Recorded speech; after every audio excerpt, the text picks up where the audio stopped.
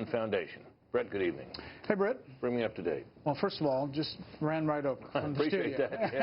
that. Yeah, here's the deal. We talked to two separate sources with intimate knowledge of what's going on with these FBI investigations. A couple of things. One, the Clinton Foundation investigation is far more expansive than anybody has reported, I think, so far. Yeah, because remember, Comey last July basically wouldn't comment on it, and we kind of believed for a long time there wasn't much of a Clinton. Right, and that was basically about Washington's influence in that.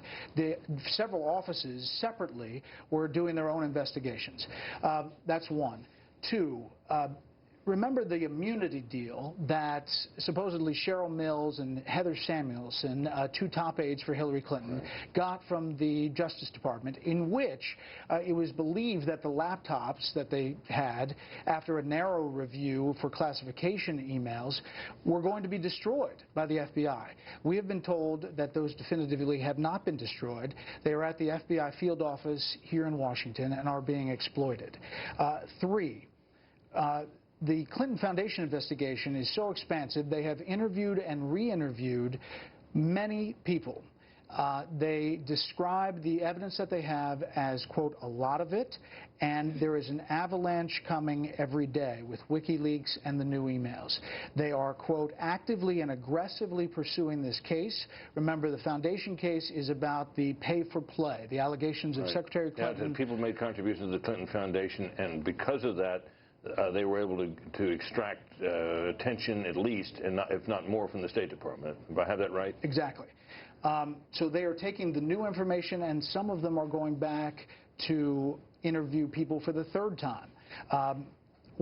As opposed to what has been written about the Clinton Foundation investigation, it is expansive. The classified investigation is being run by the National Security Division of the FBI. They are currently, as Catherine Herridge has reported, combing through Anthony Weiner's laptop, and they are having some success, in other words, finding what they believe to be new emails, not duplicates, that have been transported, if you will, emailed through the server, Hillary Clinton's server. Lastly, we've learned that there is a confidence from these sources that her server had been hacked, and that it was about a 99% accuracy, that it had been hacked by at least 5 foreign intelligence agencies, and they believe that things had been taken from that. It sounds to me, Brett, as if what we have here is a much bigger investigation than we thought. What about the role of the Department of Justice in terms of, we know that the Department of Justice resisted some things the FBI wanted in the email investigation. How about the Department's role in this aspect of the investigation, that involving the Foundation? Yeah, this source and two sources say it has not been easy. They have not. It has not been a smooth process. They believe that they are moving forward effectively now, but there has been some angst about Attorney General Loretta Lynch and what she has done or not done. She obviously did not impanel or go to a grand jury at the beginning.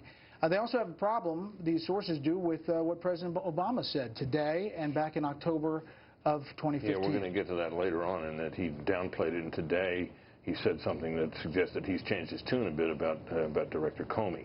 This does not sound like something that's going to be completed anytime soon, which suggests that if Hillary Clinton is elected, she will take office with not one but 2 serious investigations of her past conduct hanging over her. Definitely. And I pressed again and again on this very issue. And these sources said, yes, the investigations will continue. There's a lot of evidence.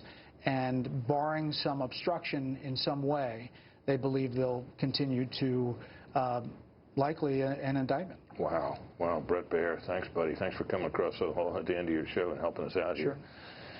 It seems tonight that Hillary Clinton's close personal aide, Habedin, who has not been on the campaign, you may have noticed, for several days now, may be in some legal jeopardy of her own. Fox News Chief Intelligence Correspondent Catherine Herridge is here. Catherine, what can you tell us? Well, as Brett was just mentioning, they're going through Anthony Weiner's computer. This is a computer that was a family computer, and their records from his estranged wife, Huma Abedin. The reason it's an issue for her is that if there are classified records found on that computer, she has real legal jeopardy, and it's because she signed this separation agreement in 2013. And what it says is that I've given everything back to you, And if I have not given everything back to you, then I understand I can face criminal charges under the Espionage Act and other legitimate statutes. So the problem is, of course, that the laptop that belonged to Anthony Weiner that had all of this, all of her emails on it, obviously that stuff was not turned back, That's right? Yes, and when you look at the statutes that are listed in the separation agreement, there's nothing about intent. Director Comey has been very focused on intent in this case, but that is not what the separation agreements read. It's not what people agree to. Right, so in other words, she agrees to get this stuff back regardless. No matter what, exactly. And if she didn't know that it was on the computer or something, that might not get her, get her off the hook. That's correct. Right. And then also today, as you just mentioned with Brett, the president weighed in on FBI Director Comey's investigation, and he seemed very almost dismissive. Yeah, we've got something. We're going to hear a little of that later on. I wonder what effect you think that might have.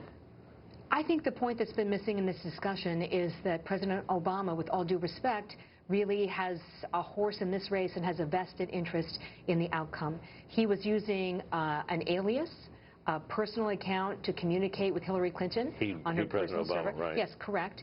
And we know from the State Department, who spoke on the record about this earlier this year, that there are about 18 to 24 records that were withheld, citing executive branch deliberations. Now, here's the important thing that sometimes people miss.